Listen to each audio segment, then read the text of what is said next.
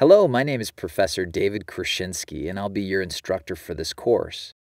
I have a bachelor's degree in chemical engineering from the University of Michigan, and I also worked as a process engineer and manager in my prior profession before receiving my PhD from Emory University's Goizueta Business School.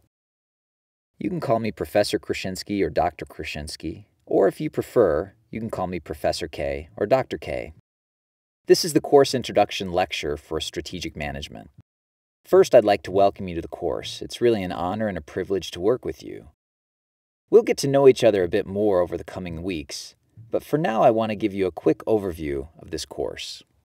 Strategy is a bit different from the other courses in the curriculum. Most of the other courses focus on individual pieces of a business, functional areas like accounting, marketing, finance, operations, or information systems.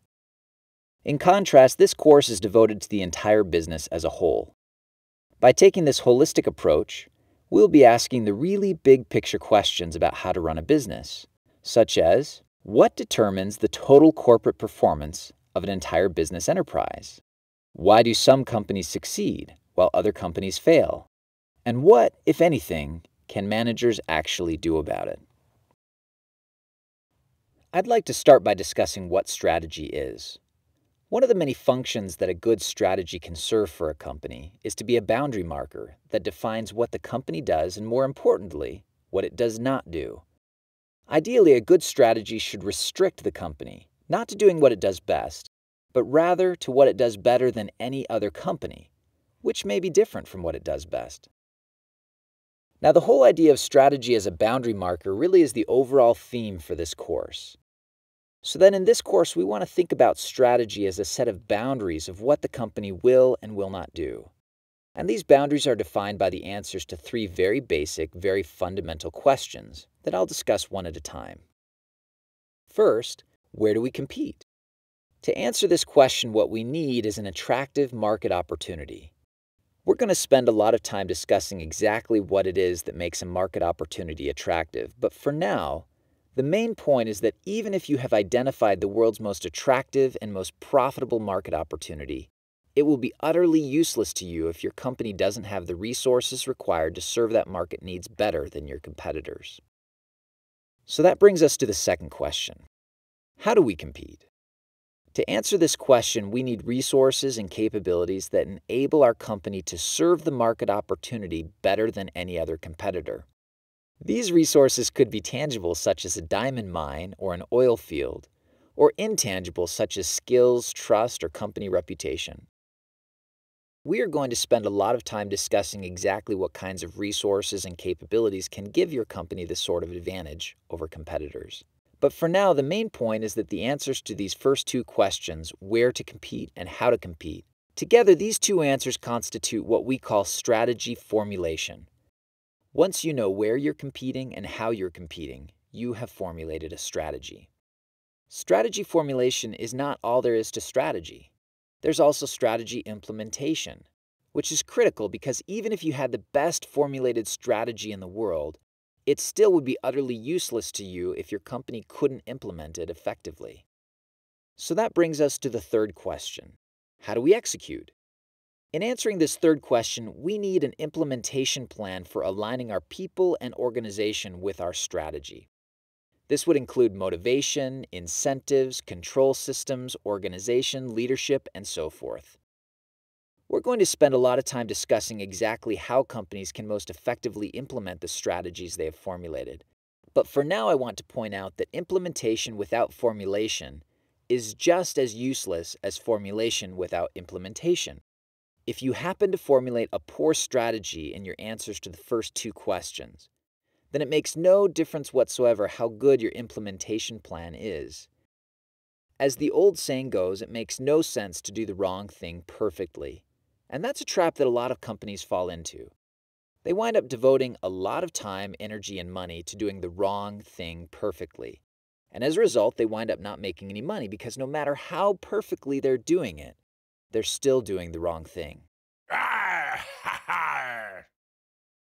So now, in thinking about the overall theme of this course and taking a step back, I'd like you to envision strategy as a three-legged stool. In order for this strategy stool to stand up successfully in the face of determined competition, all three legs must be firmly in place. A successful strategy requires first, an attractive market opportunity. Second, the resources and capabilities required to serve the needs and desires of that market better than competitors can. And third, a well-coordinated implementation or execution that aligns the people and the organization with the strategy that you've formulated. If even one of those three legs is missing, then the stool will fall over and the company may fail. Now I want to show you how the three-legged strategy stool maps to the content we will cover in the course. This overall course roadmap is organized hierarchically, and we will return to it many times throughout the term. External analysis covers the tools and frameworks we need to identify our market opportunity, the first leg of the stool. Internal analysis covers the tools and frameworks we need to analyze the resources and capabilities we can utilize to seize the market opportunity. This is the second leg of the stool. Finally, strategy implementation covers the tools and frameworks we need to understand how to successfully execute our strategy. This is the third leg of the stool. This hierarchical roadmap for the course is included in the course syllabus, and we will refer back to it often. If you are ever confused about where we are in the course, or about how the current topic is connected to the overall scheme of the course, then you can simply refer back to this roadmap. I have three basic educational objectives for this course. First, I want you to learn and practice what we call diagnostic reasoning skills, which are quite different from analytical reasoning skills. Analytical reasoning is what you use when you apply logic to find a solution in an orderly, systematic way. For example, analytical reasoning is what computer programmers use to locate bugs in their programs. They systematically turn off one piece of the program at a time until the problem disappears. That way, they can figure out which subroutine was misbehaving and focus their efforts on repairing that subroutine. In contrast, diagnostic reasoning is the sort of skill that you use when you leap to accurate conclusions without having complete information. Basically, diagnostic reasoning boils down to your ability to fill in the gaps in information in order to make accurate conclusions without having all of the facts available. For example, diagnostic reasoning is what an emergency room doctor uses to identify the root problem underlying a cluster of apparently unrelated symptoms. Unlike the computer programmer, the emergency room doctor simply does not have the luxury of taking a purely analytical approach. The doctor can't wait for a million tests to be run, nor can she systematically turn off different organs to find the problem part of the body. She must quickly diagnose the problem in the face of incomplete and imperfect information using her diagnostic reasoning skills. The diagnosis must be right the first time, and there are rarely second chances. Most courses in the curriculum focus primarily on helping you develop analytical reasoning skills in specific functional areas like accounting, finance, operations, or information systems. But this course is devoted primarily to helping you develop your diagnostic reasoning skills. In my view, that's the main deliverable of this course. If we accomplish nothing else in your intellectual development, I will consider our time together as being successful if you can enhance your ability to apply diagnostic reasoning. My second educational objective in this course is for you to practice and improve your communication skills. That is, communicating your diagnoses and recommendations in a persuasive and well-reasoned way. But communication is a two-way street. If we are going to improve your diagnostic reasoning skills, we also need to improve your ability to seek out ways to improve the quality of information you use in your judgments. Thus, we will also practice listening to the varied backgrounds and experiences from classmates to refine our own thinking. My third and last educational objective in this course is for you to learn, understand, and be able to apply an entire toolkit of conceptual frameworks that can be used to frame and analyze the relevant issues in any strategic situation.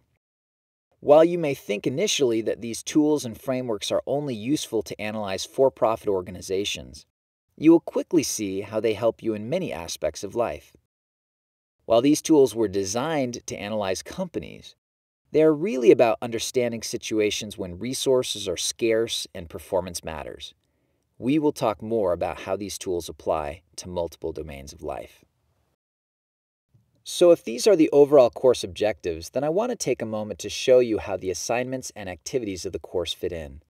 First of all, if one of our main jobs is to prepare you to deal with ambiguous and imperfect information and make sense of it, we need to slowly push you out of the classroom towards a more complex world.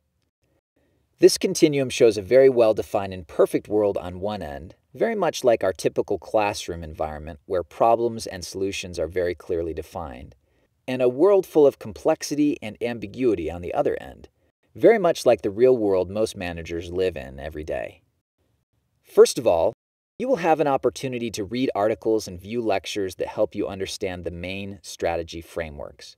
You will find that these frameworks have some strengths, like their simplicity, but also have many weaknesses because they can't fully account for the complexity of the real world.